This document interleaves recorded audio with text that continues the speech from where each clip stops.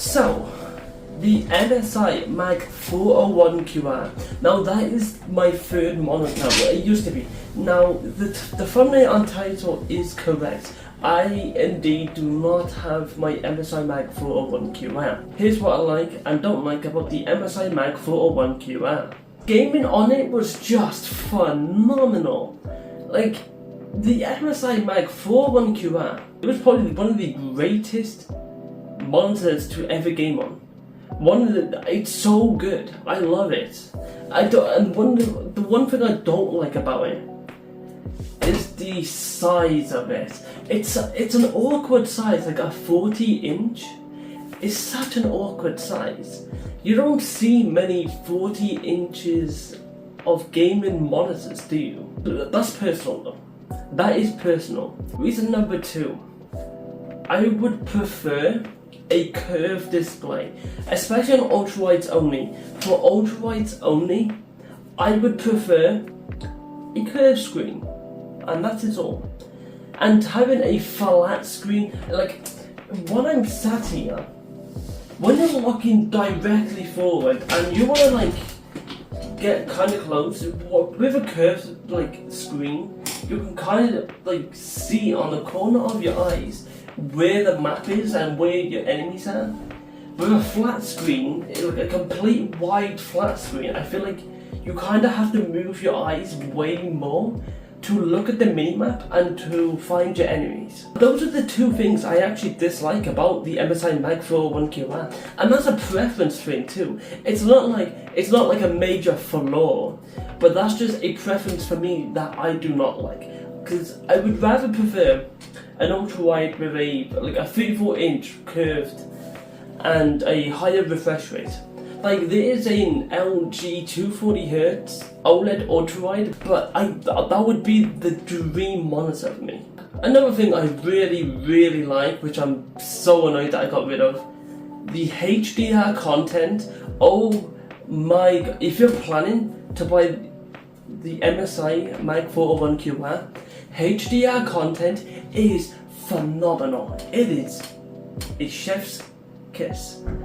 It's perfect. It is just phenomenal to look at.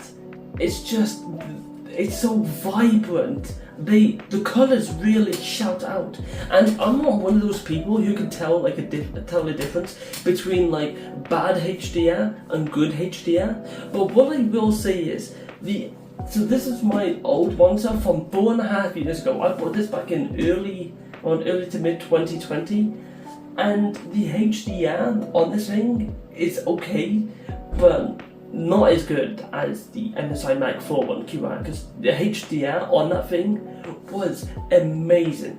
It was so good. As for colours, I'm just reading this off the MSI website, and it has peak HDR brightness is 400, sRGB is 118%, and Adobe RGB 90%, which is pretty good for like, you could probably do professional colour work on it.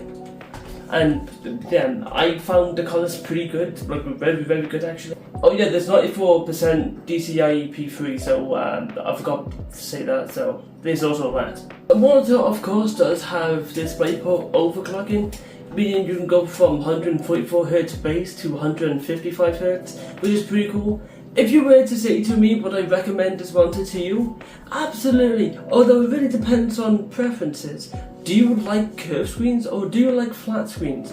When I was using the MSI MAG401QR for 3 months, I really enjoyed it. Especially when I had my 2 monitors on top. So I had these 2 monitors on top, and I had my big monitor here, the MSI MAG401QR, just along the bottom, which was on a stand, and these 2 were up on a mount. And yeah, I would actually recommend it, especially for the price too. Prices do vary on time to time. I've seen one for like $350, there's someone for $380. This is in pounds, by the way. I'm not sure in the US how much this monitor would be. And yeah, honestly, I probably will invest into a new monitor. And it's just for this one, I just felt like having a big flat screen just was not it for me. Don't get me wrong, that monitor, it is so good. It is amazing. It's just, for my preferences, I would prefer a curved screen. I would prefer flat screens on like regular size monitors, but like for ultrawides, I would go with a curved display. Only on ultrawides, because on a typical 27-inch screen, flat screen looks so good. Though it's all preference, and whatever you prefer, it's up to you. It's your decision. I'm not forcing you to buy this. Hey, I'm just telling you my thoughts and what I think of it. I was mostly playing X Defiant on it. I was mostly playing Roblox. What else was I doing with it? Yeah, I was just mostly, oh yeah, Premiere Pro. I don't have footage of me like editing on Premiere Pro with it, but Premiere Pro, if you're editing with this monitor, it's so good because you have so much white space. That leads me to my next thing. I feel like my next monitor will be an ultrawide, but a 34-inch ultrawide. I feel like the 40-inch, again, flat screen, bulky, it was big, and the aesthetics of it was pretty good, especially the lighting at the back. Well, I couldn't really see the lights as it was at the back, and it was mostly being covered by my other two monitors. Though it's a pretty good monitor, and the decision is up to you. I'm not forcing you to buy it, and I'm just saying, if you were to ask me if I loved it so much, why did you get rid of it? Most of it was because, I don't know, my GPU was always getting 99% and 100% utilized, which is okay, I guess, but it was just like, whatever. Using the navigation button at the back is kind of like, it is a bit like janky, because you have to like reach your arm underneath the monitor and do a bunch of configurations, which is but I was mostly, my arm was getting pretty tired using the navigation using the button underneath the screen, as you know, sometimes I keep accidentally selecting things when you're not supposed to. If you are getting this monitor, always have FreeSync on and HDR on. AMD FreeSync Premium and HDR. Always have those two on. If you're not gonna have those two on, then I don't know. Also, it's actually really, really good for console, I believe. I didn't actually test this myself, but apparently you can actually use the console on it, and it's actually a full screen experience, which I don't get how you can use a full screen experience on an ultrawide on a console. I should have done testing before I sold it, but hey, what can you do, eh? But that's what I'm reading. That's what I'm reading. So don't take my word on it. The one thing I do miss the most is the quality of 1440p. Downgrading from 1440p to a 1080p looks so bad. I didn't actually realize how big of a difference it is, although getting the extra FPS is nice. However, I would rather have good pixels. I actually don't know. Do you guys prefer having good pixels, average FPS, or like high FPS and low pixels? I actually don't know. I was actually getting really good frames on the ultrawide. When you have like a good GPU, like a 38, you want to like utilize. If you bought the GPU, you use the whole GPU. Utilize it to the max.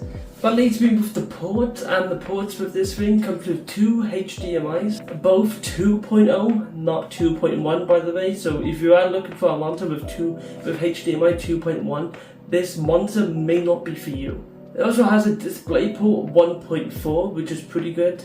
You can also use USB Type-C, and that is with 65 watt power delivery. So if you don't have a DisplayPort or an HDMI cable and you have a high power delivery USB cable, you can use the monitor that way.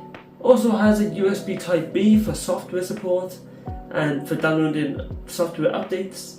It also has two USB Type-A ports, however those are 2.0, not 3.0. So if you are looking to plug stuff in, like a USB 3.0 device, this monitor also may not be for you, and I think that is also why it's on the cheaper side. Maybe you want to spend like an extra $100 or maybe $50 to $100 for a better monitor. I don't have any alternatives, but hey, I'm not a monitor expert, I'm just showing you what I experienced. So yeah, a fantastic monitor, absolutely phenomenal.